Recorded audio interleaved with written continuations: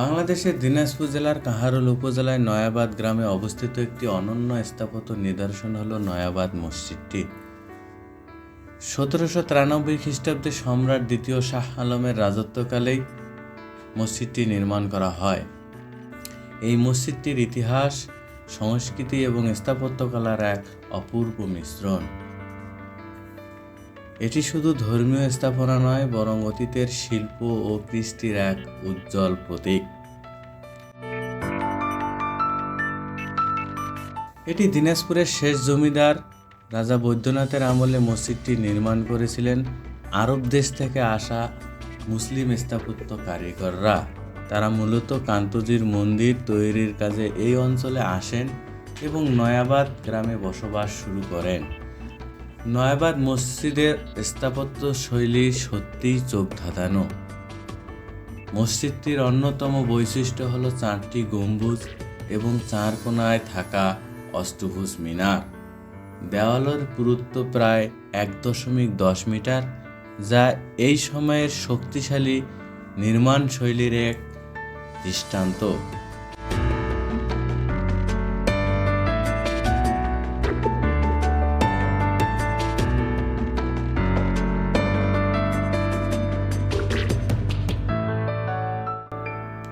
গম্বুজগুলোর নকশা এবং মিনারগুলোতে ফুটে ওঠে মুসলিম স্থাপত্যের শৈল্পিক নিদর্শন।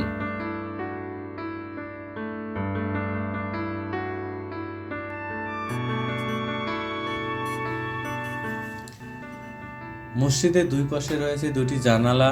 ভিতরের পরিবেশটি সত্যিই খুব মনোমুগ্ধকর, যা দর্শনার্থীদের হৃদয়কে প্রফুল্ল করে তোলে। মসজিদটির বাইরে টেরাকোটার কাজে সেই সময়ের স্থাপত্যের এক অনন্যতম নিদর্শন।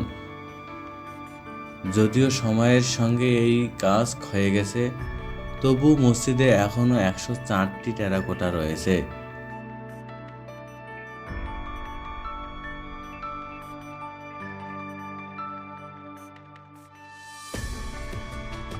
এগুলোতে ফুটে উঠেছে ফুল, পাতা এবং জ্যামিতিক নকশার কারুকাজ, যা নিঃসন্দেহে দৃষ্টিনন্দন।